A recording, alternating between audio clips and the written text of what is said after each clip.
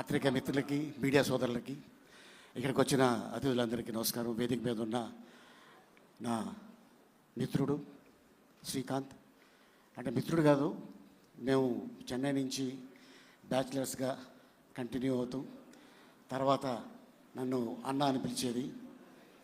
ఊహ తను స్క్రీన్ నేము, తను ఒరిజినల్ నేము ఉమా మహేశ్వరి. తను ఎప్పుడైతే వీళ్ళిద్దరికి మ్యారేజ్ అయిందో అక్కడి నుంచి మేము దాదాపు 30 సంవత్సరాల నుంచి బావ అని పిలుచుకుంటాం. సో అట్లాంటి వ్యక్తి ఈ రోజున మిస్టర్ మిడిల్ క్లాస్. ఈ మిస్టర్ అనే పదం చాలా పెద్ద హిట్. ఒక మిస్టర్ పెళ్ళం అవ్వచ్చు, మిస్టర్ పర్ఫెక్ట్ అవ్వచ్చు, అలాగే ఇప్పుడు మిస్టర్ మిడిల్ క్లాస్.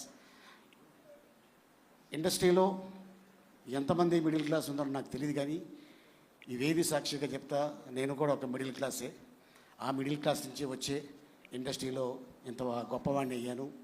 అండ్ అంతేకాకుండా అలాగే నాగేష్ రెడ్డి, తను యమలీల సినిమా మా గురుగారు ఎస్వి కృష్ణారెడ్డి గారి దగ్గర వర్క్ చేసి డైరెక్టర్గా 16 అని ఎప్పుడైతే ఆ టైటిల్ పెట్టి తను హిట్ ఇచ్చాడో, 16 తర్వాత వచ్చేదే 17. అది రేపు రిలీజ్ అవుతుంది.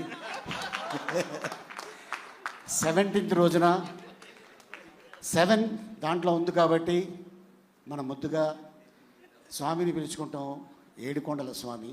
ఆ 7 కూడా దాంట్లో ఉంది కాబట్టి ఈ సినిమా పెద్ద హిట్ అవుతుంది. అండ్ అంతేకాకుండా అన్న రాజేంద్ర ప్రసాద్ గారికి కొంచెం హెల్త్ బాగాలేదు కాబట్టి వెళ్ళిపోయారు. ఆయన ఈ వేదిక మీద ఉండగానే ఒక మాట చెప్దాం అనుకున్నా. ఆయనకి ఈ వేషం రావడం నిజంగా భగవంతుడు ఆయనకి ఇచ్చిన ఒక ఆస్తి. అది ఏంటంటే, ఎంతమంది యాక్టర్స్కి కొండ మీద వసతి గృహం ఉందో లేదో తెలీదు. రాజేంద్ర ప్రసాద్ గారు గవర్నమెంట్ తోటి రిక్వెస్ట్ చేసి ఒక స్థలం తీసుకొని తిరుపతి కొండ పైన ఒక గెస్ట్ హౌస్ కట్టుకున్నారు. ఎవరైనా చుట్టాలు వెళ్ళినా, ఫ్రెండ్స్ వెళ్ళినా, తెలిసిన వాళ్ళు వెళ్ళినా ఉండటానికి. సో అట్లాంటిది ఆ కొండపైన ఆయన కట్టుకున్నాడు కాబట్టి ఈ వేషం ఆయనే పంపించాడేమో అని నేనే అనుకుంటున్నాను. అది నాగేశ్వర రెడ్డి రూపంలో. ఎందుకంటే ఇండస్ట్రీలో చాలామంది ఉన్నారు, చేయగలరు, కెపాసిటీ ఉంది, కానీ రాజేంద్ర ప్రసాద్ గారికి ఎందుకు వెళ్ళింది అన్న? ఈరోజు చెప్తున్నాను, కొన్ని క్యారెక్టర్లకి కొంతమంది సూట్ అవుతారు. అది నందమూరి తారక రామారావు గారు ఒక వెంకటేశ్వర గెటప్ వేసిన, అలాగే అన్నమయ్యలో సుమన్ గారు. మరి ఈరోజు ఈ సినిమాలో ఈ గెటప్ నువ్వు వేయటం నిజంగా అది నీ అదృష్టం అన్న. గతంలో అయితే డాక్టర్ రాజేంద్ర ప్రసాద్ లేకపోతే నటకిరీటి రాజేంద్ర ప్రసాద్ అనేవారు, కానీ ఇప్పుడు పద్మశ్రీ డాక్టర్ నటకిరీటి రాజేంద్ర ప్రసాద్. సో నిజంగా అవార్డు రావటం నీకు ఈ రోజున మళ్ళీ ఆ సినిమా రేపు 17th రోజున రిలీజ్ అవటం నిజంగా అది అదృష్టంగా భావిస్తున్నాను.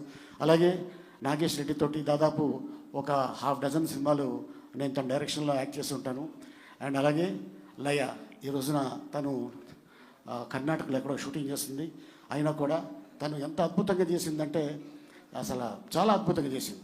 అండ్ అలాగే నిర్మాతలు చందు గారికి, అలాగే వారి ఫ్రెండు, అలాగే ఎవరైతే ఈ సినిమాకి సహకరించారో వాళ్ళందరికీ ధన్యవాదాలు తెలుపుతాను. అలాగే సాయి కార్తిక్ గారు మ్యూజిక్ చాలా బాగా చాలా అద్భుతంగా చేశారు.